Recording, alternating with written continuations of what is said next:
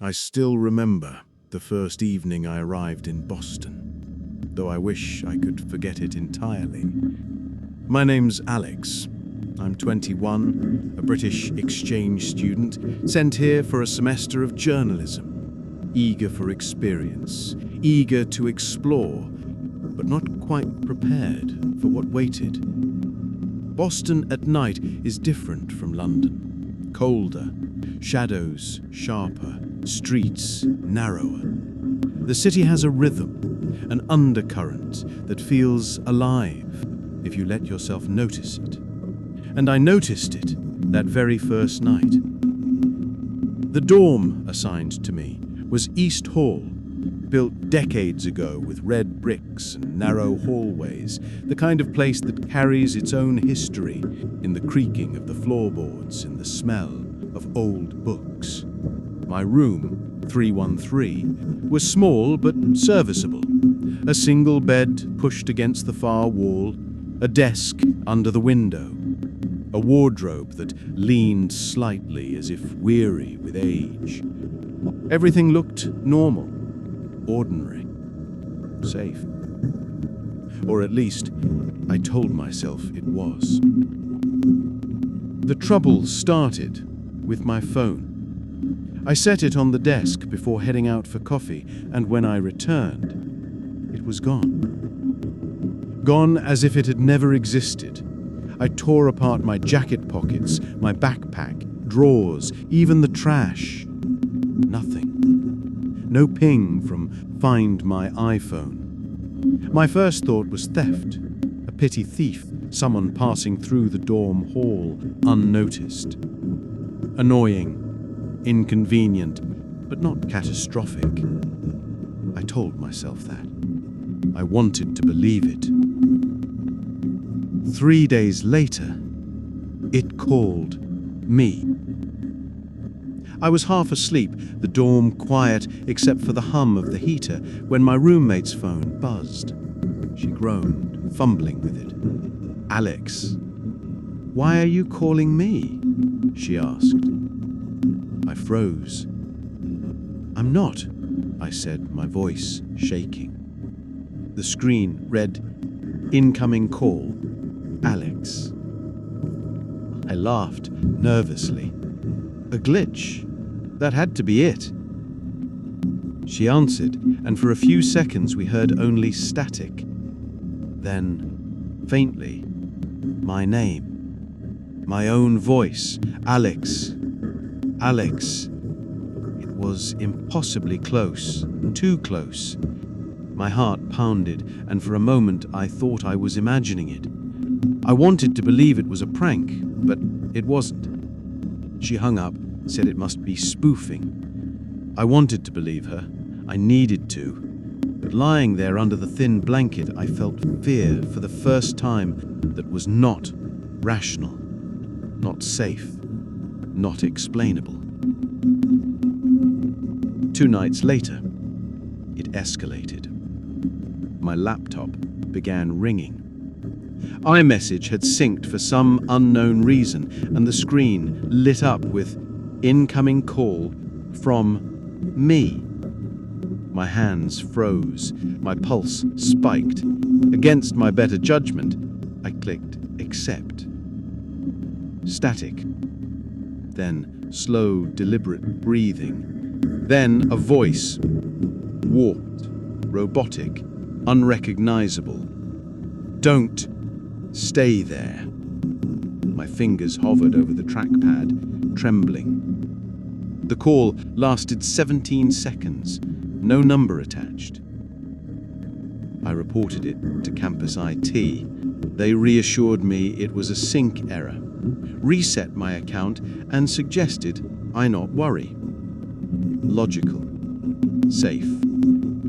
For a moment, it calmed me. But it didn't end there. That night, my dorm room door was open when I returned. Not forced, not kicked, just open. My roommate wasn't there, but on my desk lay a single sheet of paper. One line typed in all caps. "Stop answering. No signature, no explanation, just those words. I wanted to laugh it off, but the pit in my stomach wouldn't allow it. I called campus security. They checked the cameras. Nothing. Not a single person entered the floor.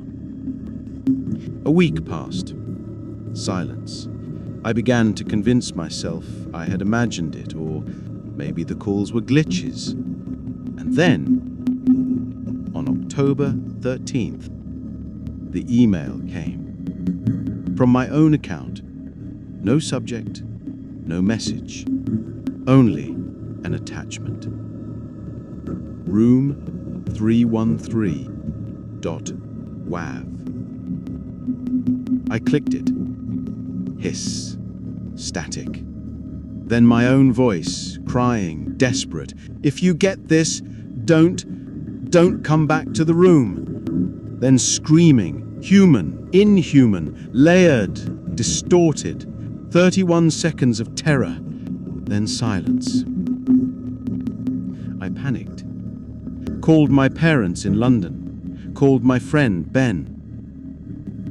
He insisted I stay with him in his dorm, room 313. I hesitated. The number itself was a warning, but what could I do? I had nowhere else to go. The room was old, small, cozy, ordinary. 2 beds, a desk, a window. Until 3:17 a.m., when the lights went out. Darkness swallowed everything. Then Ben's phone buzzed. Caller ID, Alex. He answered. The call answered itself. Static, then a voice. You shouldn't have come. Before we could react, my laptop lit up. Another call. Same number. Alexa chimed. New device connected. Alex's iPhone. The room turned freezing cold. We could see our breath. Then came the knocking. Closet. Slow. Deliberate. Thud. Thud. Thud. Ben shined his phone light toward the closet. I shouted, "Don't open it!" But he did. Inside, nothing. Clothes. Floor. And at the bottom, my phone. Cracked. Dead. Or so I thought. It pulsed faintly, like it had a heartbeat. Then, automatically, a video played. Grainy. Footage. Handheld. Me. Crying. Same clothes. Same room. Mirror. Reflection. Behind me, a figure. Tall. Dark. Still. My reflection turned to the camera and whispered, "Don't stay in room 313. The screen went black. We ran. Security arrived. Cameras glitched. Room empty. No phone. No evidence. I moved out a week later, back to London. Thought it was over, but it wasn't.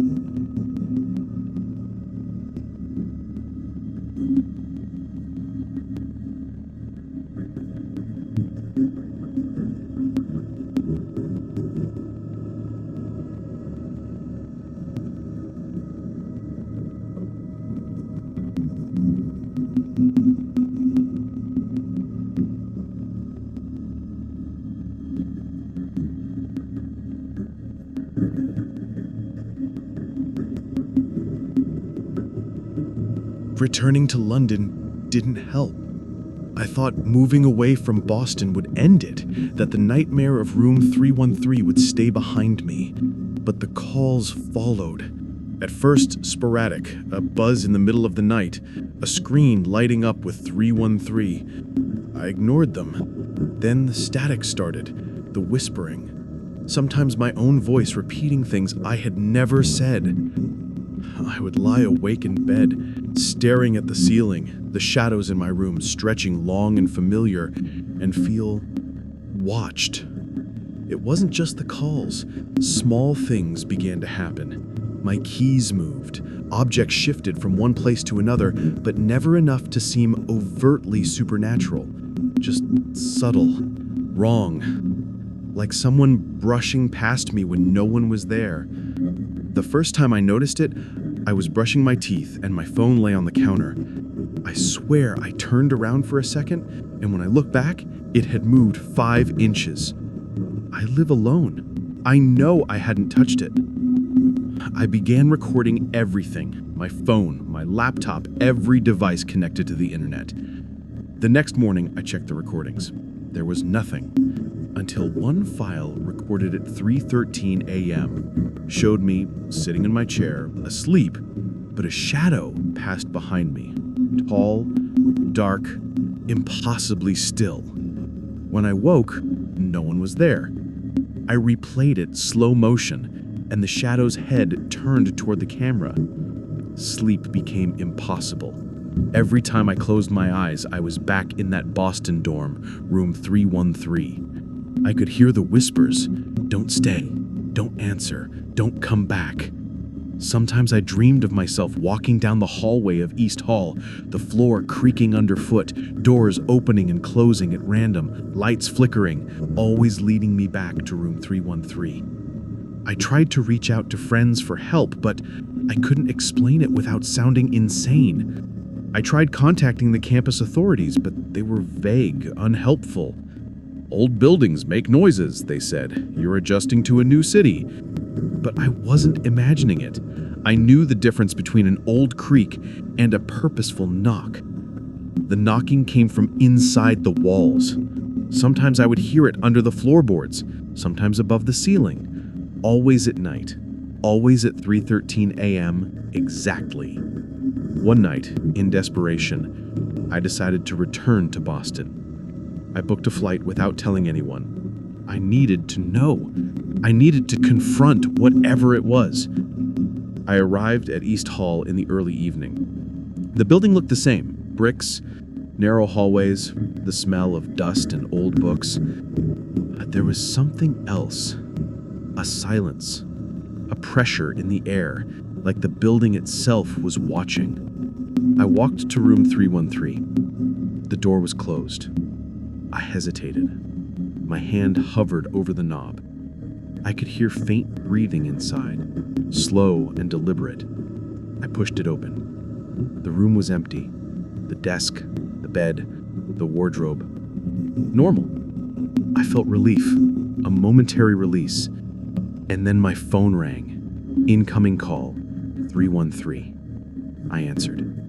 Static. And then my own voice, distorted, crying, Don't come back." The words were cut short by a thud from the closet. My heart hammered. I opened it. Empty. But the floor was littered with my personal items from London. Keys, wallet, even my toothbrush. Things that I had brought with me had somehow appeared here. I stayed in the room all night, trying to record everything. The lights flickered, my phone buzzed constantly. Then, from under the bed, a voice whispered, "You shouldn't have come back."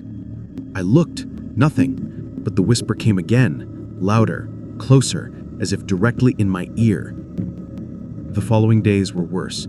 People on the street seemed off. Strangers glanced at me with an intensity that made my skin crawl. Sometimes I thought I saw shadows moving with no source. At night, the calls became more aggressive. Static, whispers, my own voice warning me of dangers I couldn't identify. I started keeping a log, noting the exact times of calls, disturbances, and hallucinations. Each day, the pattern became clear. 3:13 a.m., always, and always something new. I found online forums about the dorm, East Hall, and room 313. Students from decades past described similar experiences. A British student, a decade earlier, mentioned strange calls, shadow figures, hallucinations, and a feeling of being trapped by the building itself. Some had left Boston, never to return. Others, no one knew what happened. I started to notice patterns in my recordings, shadows that didn't belong to anyone, figures in hallways, whispering voices from empty rooms. One file, recorded at night, showed me standing at the window, looking out at the courtyard, while a figure identical to me stood behind me, unmoving, staring at the camera. I froze. Returning to London didn't help. The phenomenon followed me.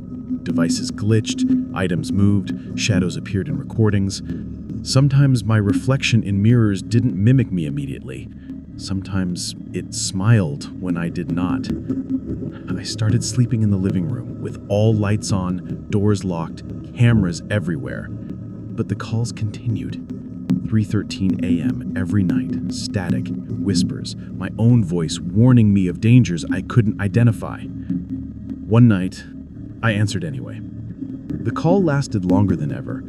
I heard breathing, shuffling, a voice whispering my deepest fears, and then a phrase I didn't recognize as mine. "You're next." My phone went dead. The lights flickered, and for the first time, I felt it, watching me, inside my apartment, knowing everything about me, waiting. I started documenting everything, obsessively. Screenshots, recordings, timestamps, logs.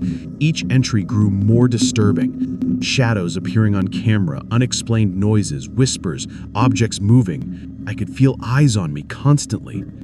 I couldn't leave.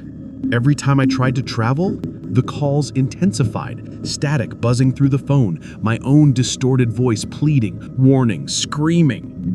The building, room 313, was no longer just a location. It had become a presence, a curse, something that could reach me across continents. I don't know why or how or what it wants, but I know it watches, it waits, it follows, and it doesn't care that I moved, that I fled. And the worst part is no one believes me. To everyone else, I'm paranoid, obsessed, possibly insane. But I know the truth. I know the calls are real. I know the shadows are real. I know the whispers, the distorted recordings, the objects moving, the black figure in the videos. They are all real. So if your phone ever shows the number 313, if you hear static or whispers, if your reflection moves before you do, don't answer. Don't move. Don't even breathe too loudly. Because whatever it is, it will find you. It will follow. And when it does, you may never escape. The night after I returned from Boston, I didn't sleep. The silence in my London flat felt heavier than ever before. It was the kind of silence that hums in your ears, the kind that makes you aware of every heartbeat.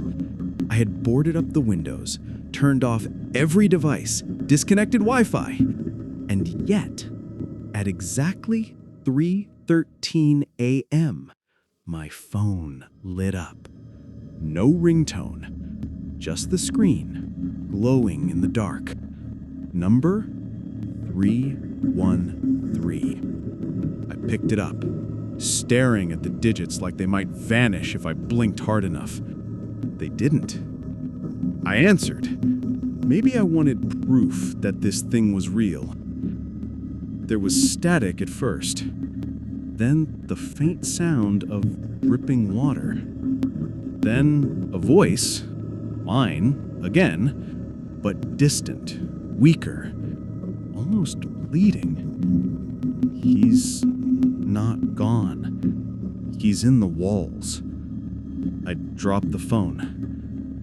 That was the first night I started hearing scratching from behind the plaster, like fingernails dragging slowly, methodically, following me room to room. At first I thought rats, but rats don't whisper. Rats don't say your name. Alex.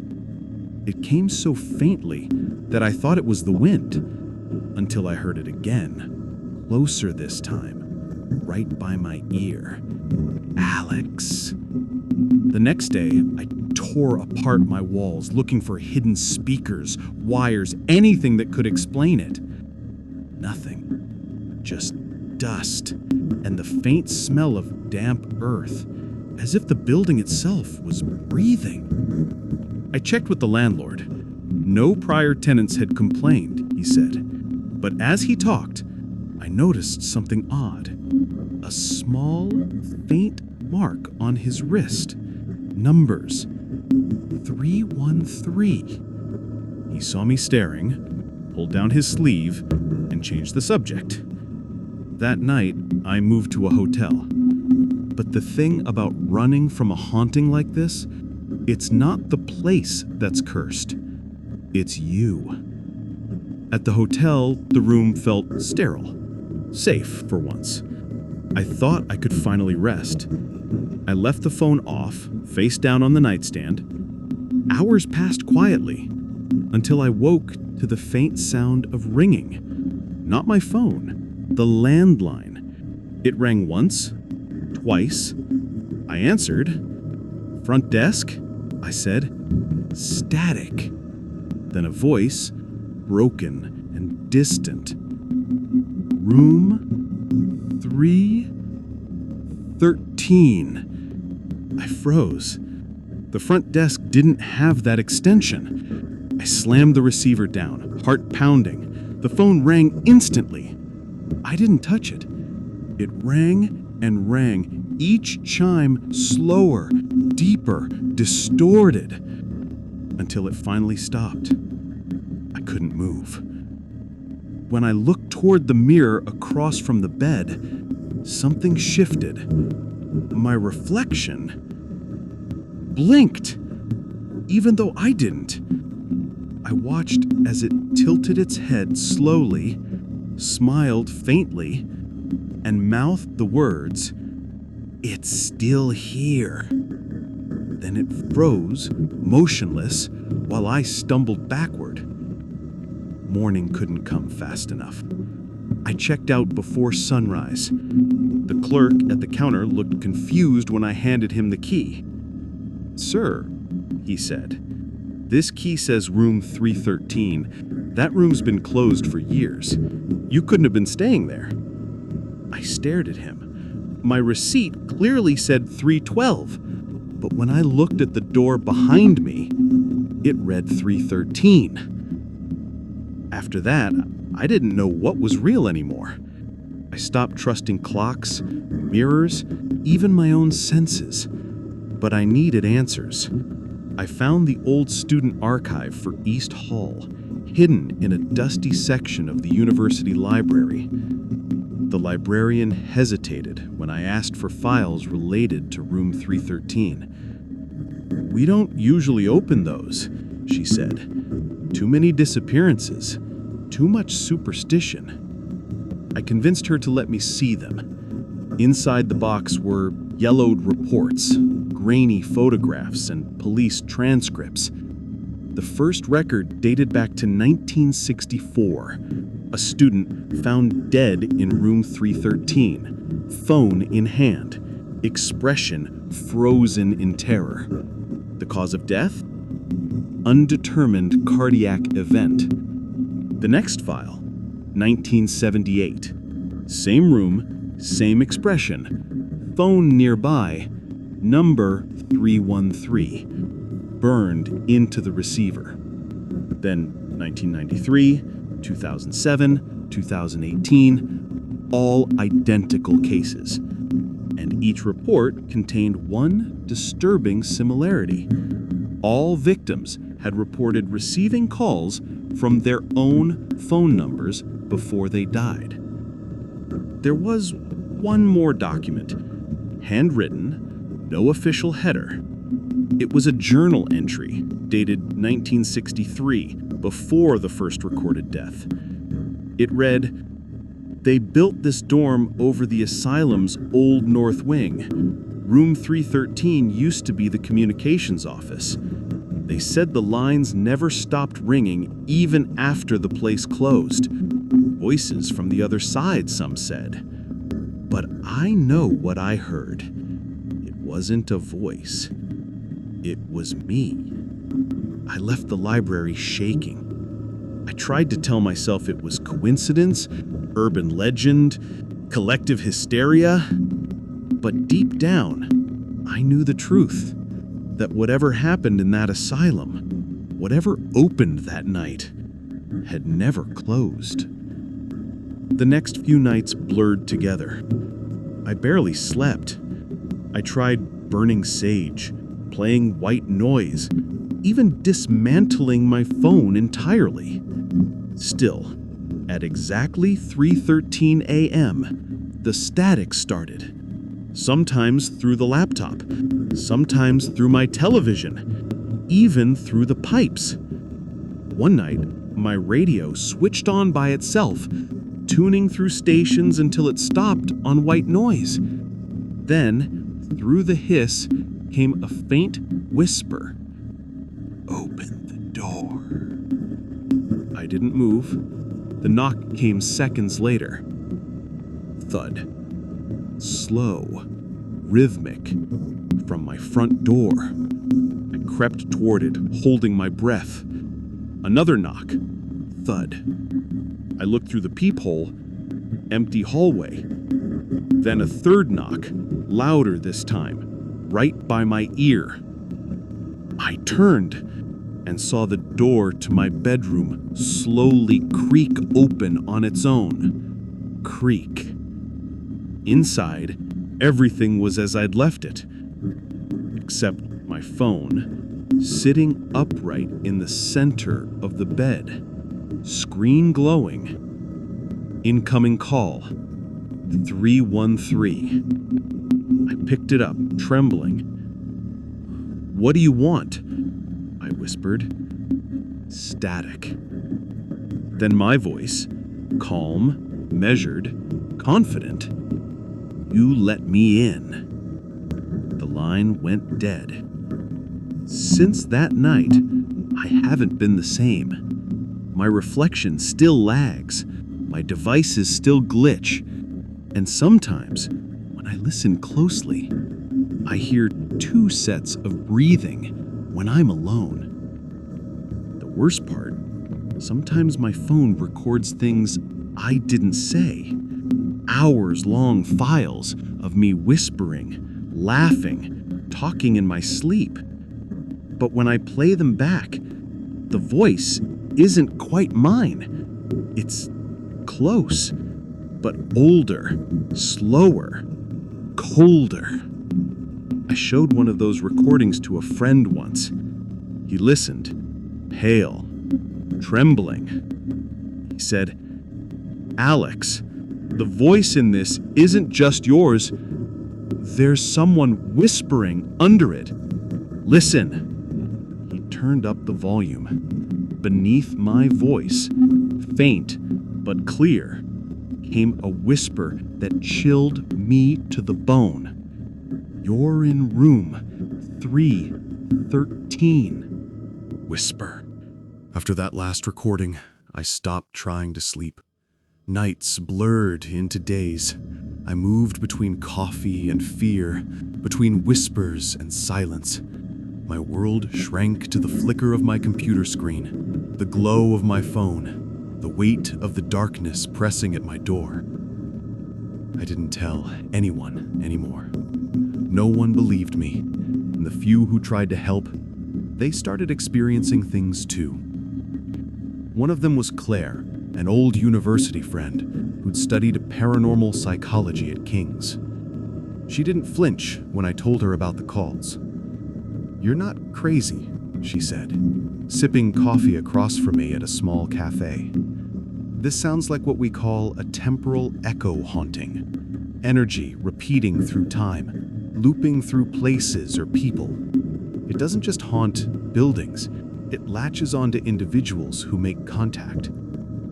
I told her about the number, the static, the reflections, the recordings. She nodded, unfazed. "If it started with room 313, that's your anchor point. But if it's following you across continents, the line's been opened. You didn't just hear it, Alex. You answered." Her words hit like a punch. You answered. I remembered that first night, my voice trembling, whispering, "Hello," through the static. Had that been the moment I invited it in? Claire wanted to help. She said, "I have equipment. We'll document everything. Cameras, EMF recorders, EVP sensors. If something is feeding off your energy, we'll catch it." We set up at my flat that night. Cameras in every corner, lights dimmed, recorders ready. Claire spoke into her mic. "Investigation, October 17th. Location, London. Subject, Alex. Ongoing entity attachment. Start time, 2:45 a.m. We waited. The air grew heavy, thick like breathing through wet cloth. The lights flickered once, twice. Claire looked at her readings. The EMF spiked violently, the needle pinned. "Something's here," she whispered. Then right on cue, my phone buzzed. 3:13 a.m. I stared at the screen. 313. Claire's camera whirred as she pointed it at me. "Answer it," she said softly. I did. Static. The sound filled the room. For a few seconds, it was just noise. And then came the breathing. Slow. Ragged. Then a voice. Not mine this time, but male, deep, broken. "You took my room." Claire froze. "Ask who it is," she mouthed. "Who are you?" I asked, my voice barely a whisper. The answer came, distorted and sharp. "You're already here." The call ended. The air went still. Then, a crash from the hallway. Both of us jumped. The light in the corridor flickered. Claire grabbed her camera and walked toward the sound. "It's just the wind," she whispered, but I could see her hands shaking. When she turned the corner, she screamed. I ran after her. The hallway was empty, but the camera she dropped was still recording. On the screen, a figure stood just behind me. Tall, featureless, head tilted, and gone. Claire didn't come back the next day. Her phone went straight to voicemail. I went to her flat. The door was ajar, lights on. Her coffee mug still warm. On her table, her journal lay open to one page. 3 words scribbled over and over. "Don't answer. 313. After that, things escalated.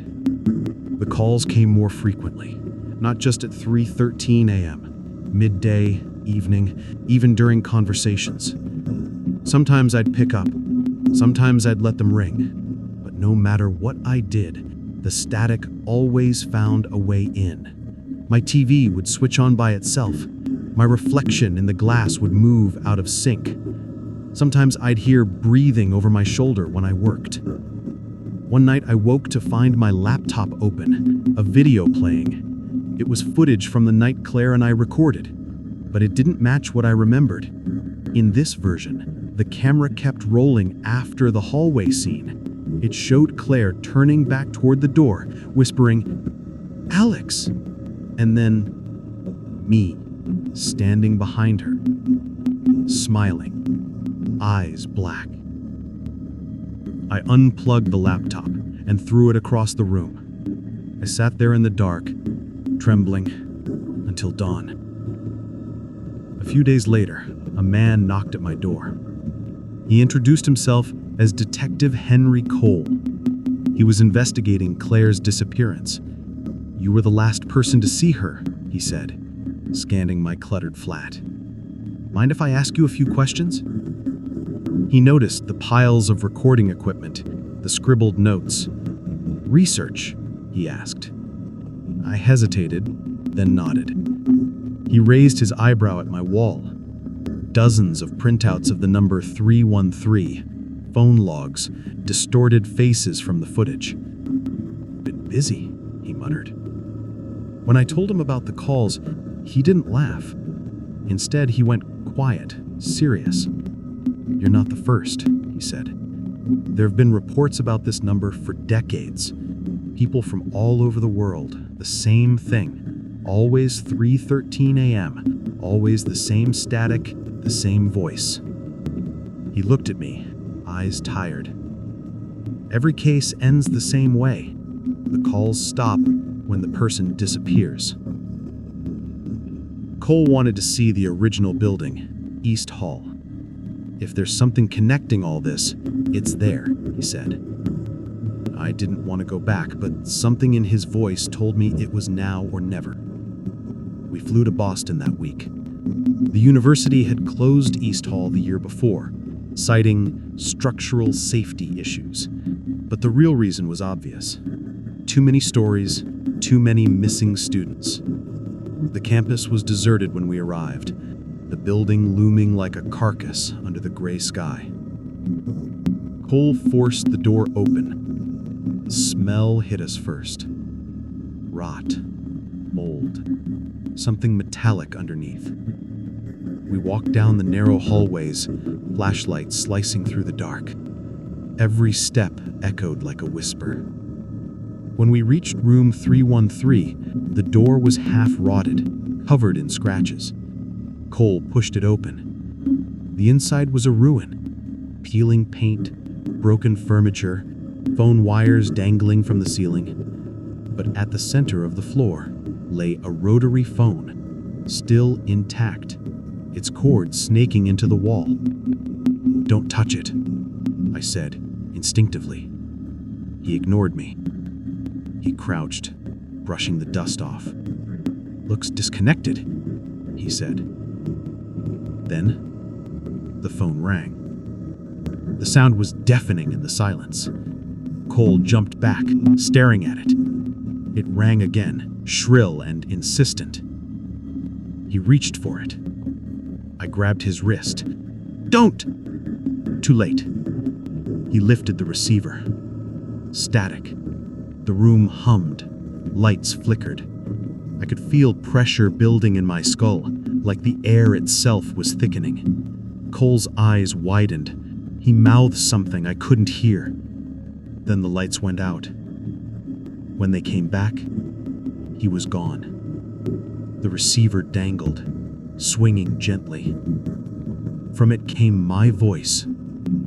"You shouldn't have come back." I ran. I didn't stop until I reached the street. When I looked back, the top floor of East Hall was dark, except for one window. Room 313. The light flickered on and off, like a heartbeat. That was a week ago. No one's seen Detective Cole since. His name doesn't appear in any police record now. When I try to find him online, nothing comes up. It's like he never existed. But the calls still come. The static's louder now.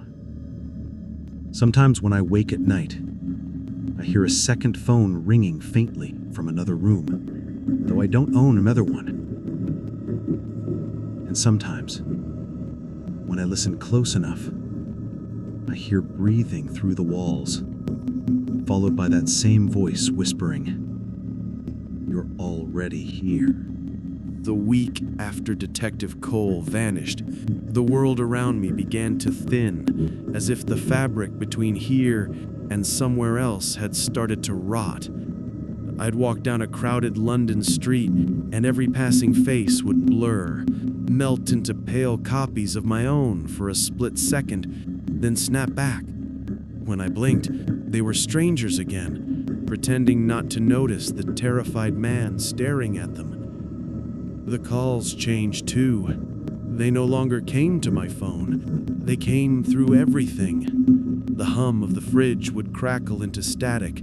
The elevator speaker at work would whisper my name. Once, on the tube, the intercom fizzed, and out came my own voice, monotone, saying, "Doors closing, Alex." I stopped riding the train after that. I tried smashing the phone, burning the SIM, moving to a different flat. But no matter where I went, 3:13 a.m. followed. Always that minute, always the shift in pressure, the breath of a world aligning with mine. One night, I woke to the scent of dust and ozone, the way the hall in East Hall used to smell. I reached for my phone, but it was already glowing. On the screen wasn't the number 313 anymore. It was a live video feed. It showed me sitting in bed from across the room. The camera panned slightly, though I wasn't holding it. It was like someone stood in the corner, filming. I whispered, "Who's there?" The feed froze, then pixelated into a new scene, the hallway of East Hall, the door to room 313 half open, darkness spilling out like liquid. I should have thrown it away. Instead, I watched.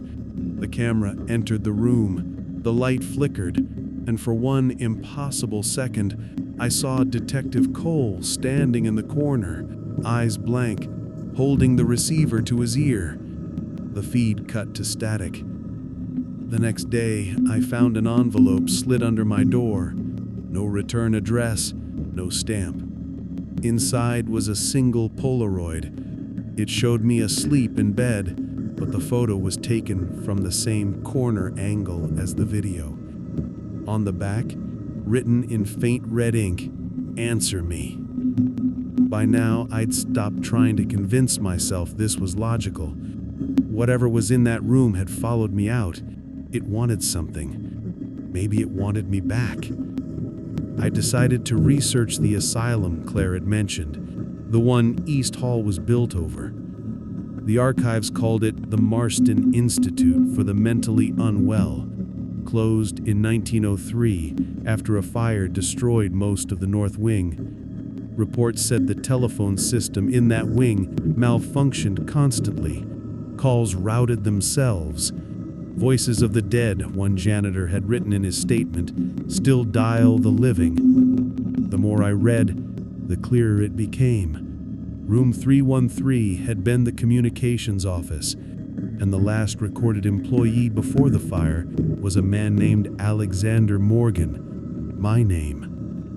I thought it was coincidence until I found the photograph, a staff portrait, charred at the edges, dated 1902. The man in the picture was me.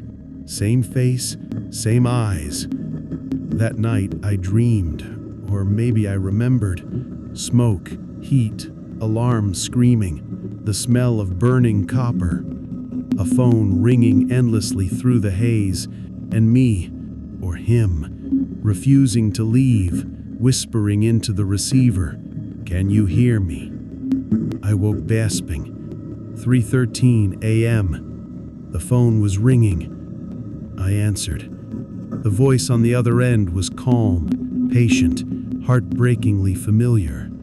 "Alex," it said, "you started the call. You never hung up." The room bent around me. Walls stretched. The air hummed. The reflection in the window smiled back independently, raising its hand as mine shook. "End the call, or stay," it said silently, lips moving out of sync. The phone burst with feedback. I dropped it. The lights went out. For a moment, there was only the sound of breathing. Mine, and another, deeper, slower. Then a whisper directly behind me. "You remember now." I turned. A man stood in the dark, skin gray with soot, eyes bright like coals. He looked exactly like me. "You left me there," he said. "You built a new life, but you never hung up the line." He stepped closer, so I followed. I backed away, but the room seemed to tilt, space folding. "What are you?" I asked. "I'm the answer," he said simply, and pressed a burnt receiver into my hand. When I woke, daylight flooded the room. The phone was gone. The apartment smelled faintly of smoke. I thought it was over, until the police knocked. They said they'd found a body in an abandoned wing beneath the university. Male, mid-30s, cause of death undetermined. In his pocket, my ID. They showed me the photo. It was me, or someone who looked like me. Same scar, same eyes. They asked me if I had a twin. I said no. They didn't believe me. That night, I turned on the TV for noise. The screen flickered, channels cycling, then froze on an image. My old dorm room, 313. The camera panned to the window. My reflection stared out, phone to ear, smiling. Then the voice from the speakers, transmission restored.